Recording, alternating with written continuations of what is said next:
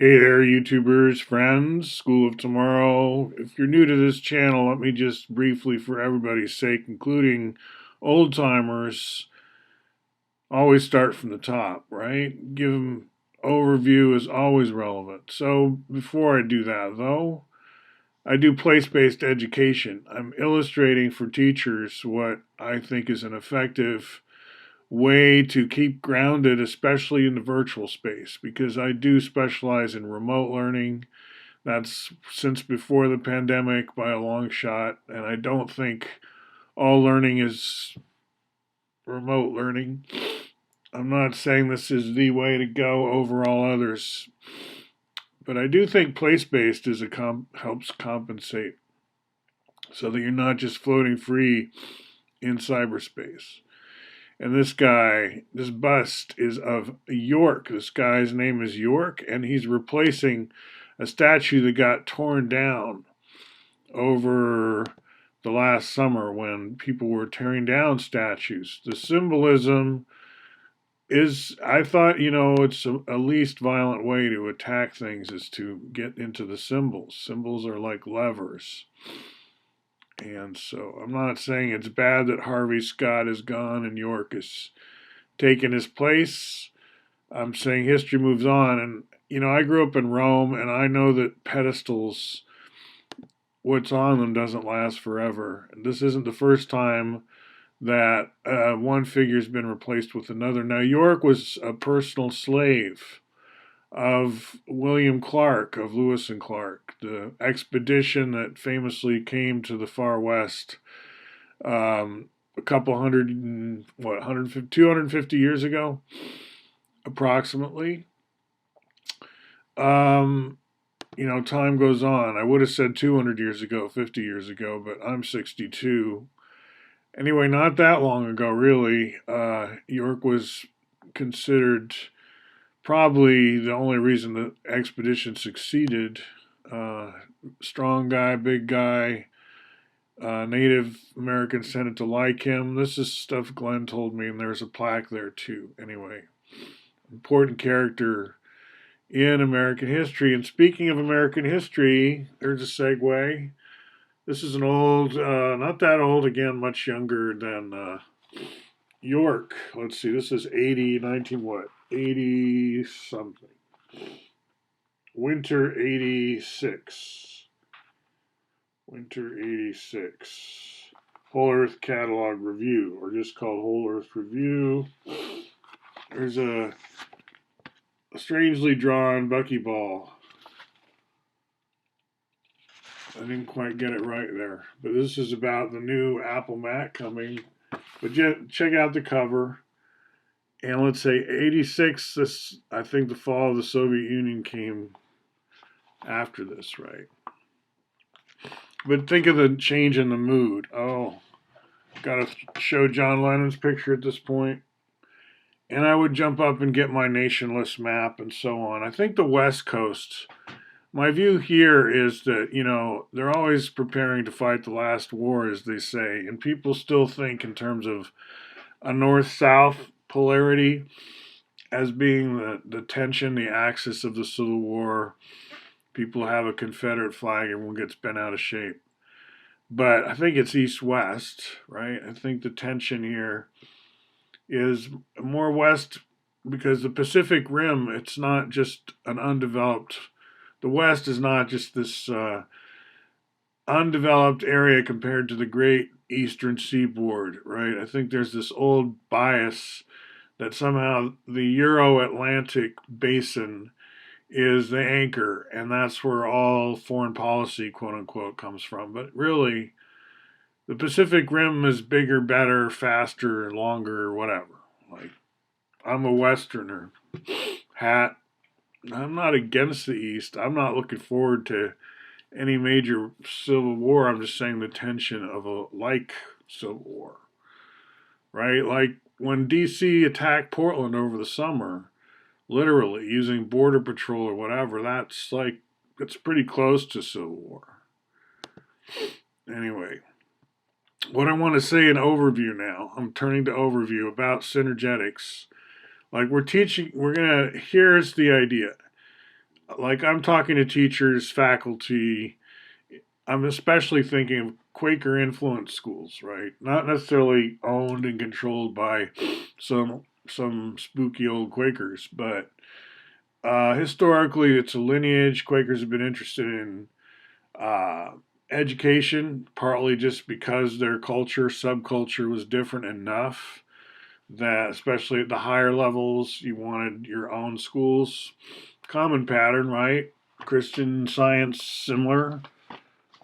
Different branches of Judaism. I mean, religions tend to focus on schools. That was a souvenir from visiting the Maparium that time when I went to see Daniel Ellsberg speak and visit in Boston with youth programs run by AFSC, American Friends Service Committee, because we were going to copy a lot of their ideas in Portland. That was my job for some time, was working with the American Friends Service Committee, not a full-time job. It was, and sometimes volunteer, sometimes paid. I worked a lot on the Pacific Rim issues like nuclear free Palau, and just the whole Japanese anti-nuke power initiative. This is long before Fukushima, right? But they were worried about that kind of thing. So in the Quaker schools, we're picking up on the so-called synergetics as far as the concentric hierarchy goes. And I field tested this as far back as when my youngest daughter, went to sixth grade at Winter Haven School here, a public school. I got to teach some Python, and they had me in for an all-school assembly. Now, the one in the picture and the one I'm holding, they look very similar. They're not the same, but you basically cut out the A modules in Synergetics, which is a book by the American Transcendentalist Buckminster Fuller, a 2-volume magnum opus. And I think where Synergetics doesn't penetrate further has to do, like why osmosis is so slow and only a few sort of esoteric traditions are aware of it, has to do with the speculations or the modeling of energy therein. In other words, this tetrahedron is made of what we call A modules. And if you think of like mirrors inwardly facing inside of each one and light bouncing around or something, or energy somehow being involved here. Now, before you add energy, it's just pure geometry, and that's what in the language of synergetics we call pre-frequency. Frequency means you're adding energy, all those dimensions of energy, including time and size. So this obviously is in a time, and it has a size, beginning, middle, and ends. It's you can think of this as an experience, and energy somehow is dissipating through it, just because it is an energetic object. So there's some stuff going on with molecules and so on. But in terms of A modules, folded up tetrahedra that comprise this thing and have volume 1/24th, if the whole thing has a volume of 1, are they a good unit for tracking energy? There's a space filling grid involved, and this idea of like a plasm or an energy osmoting through it in various ways, like how energy, they say it takes hundreds, thousands of years for a photon to get from the middle of the sun out to the surface to where it can shoot out, right? That kind of as energy expands in a star, as photons come from a center or wherever they come from. Uh, can you model that with some kind of space filling grid of A and B modules? I don't think there's any real literature that's trying to do that. And I think using energy in synergetics, there's tension and compression, there's tensegrity, we got that going. But as far as the cellular automata or whatever, this idea of energy dissipating and having different properties depending on surface to volume ratio of these modules, what we call modules, right? If you've been on this channel, people have been subjected to hours all told of me holding up these things called mites, made of two A's and one B module, and these click together and they make cubes. I have a lot of them. They make cubes. The mite has a volume of 1/8. This cube has a volume of 3. The tetrahedron inside it would have a volume of 1. Like this stuff is making it into the Quaker schools, let's say. But all of Synergetics doesn't go much further because it stays in the art school. You know, you want to learn to be or engineering. Also, you want to be doing CAD. You want a good right brain. You want a well-informed understanding of what we would call 4D, pre-frequency 4D. Now, 4D means the 4 planes of a tetrahedron, the 4 perpendiculars of a tetrahedron, the 4 vertices. There's something very 4 about the tetrahedron. So we take our cue from Cartesianism and 3D talk, X, Y, Z, and we spin that a little bit. So now we have something called 4D, which really just means 3D. They're not different. You know, like this guy Michael Payne, he never wants to talk about 4D the way Fuller uses the word. It's just, you know, it rubs people the wrong way sometimes. But you've got 4D pre-frequency, and that's just the pure tautology of the mathematics, of the geometry, the ratios, how we do powering. How do we have a cube with edges second root of 2 but volume 3? How do we do that?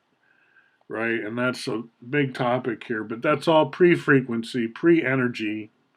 As far as dissipating energy through the modules, through the A's, the B's, the S's, the T's, the E's, the idea being that from T to E, you kind of pop.